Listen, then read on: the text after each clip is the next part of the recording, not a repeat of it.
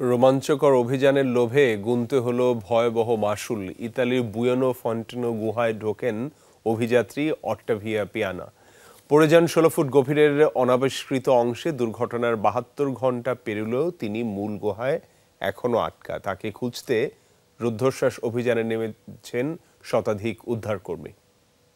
শ্রীলঙ্কা আবারও রপ্তানিতে শীর্ষে। ঘুটঘুটে অন্ধকারে সরু অনিশ্চিত পথে সর্বোচ্চ সাবধানতা নিয়ে এগুচ্ছিলেন ৩২ বছর বয়সী ইতালিয়ান গুহা অভিযাত্রী অট্টাভিয়া পিয়ানা। হঠাৎই ঘটে ছন্দপতন। ৮ জনের একটি দল নিয়ে ইটালির বেরগামো শহরে অবস্থিত বুয়েনো ফন্টেনো গুহা অনুসন্ধানের সময় দুর্ঘটনাবশত পা পিছলে পড়ে যান গুহার অনাবিষ্কৃত অংশের ১৬ ফুট গভীরে। শনিবার ঘটে এ ভয়াবহ দুর্ঘটনা। উপর থেকে পড়ার কারণে ফ্র্যাকচার হয় তার হাত, মুখ ও পাঁজরের কিছু অংশে। দুর্ঘটনার ৭২ ঘন্টা পেরিয়ে গেলেও গুহার ভেতর থেকে বের করা যায়নি তাকে।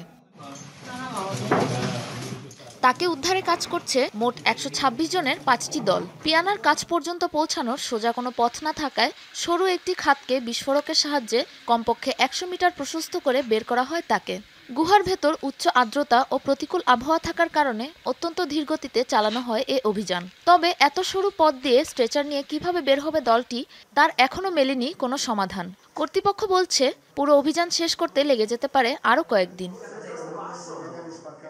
ভয়াবহ দুর্যোগময় এ পরিস্থিতিতেও কঠোর মনোবলের পরিচয় দিয়েছেন দুঃসাহসী এ নারী। তার অবস্থান নিশ্চিতে ৩ কিলোমিটার বিস্তৃত একটি ফোন লাইনের মাধ্যমে যোগাযোগ করা হয় তার সাথে। ফোনে ক্রমাগতই নিজের সুস্থতার কথা জানান দিয়ে সবাইকে অভয় দিয়েছেন তিনি।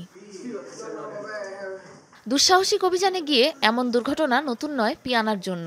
গেল বছরের জুলাইয়ে ঠিক এরকমই এক দুর্ঘটনায় একই গুহার ভেতরে কমপক্ষে ৪০ ঘন্টা আটকে ছিলেন তিনি। সাবরিনা নুসরাত, যমুনা নিউজ।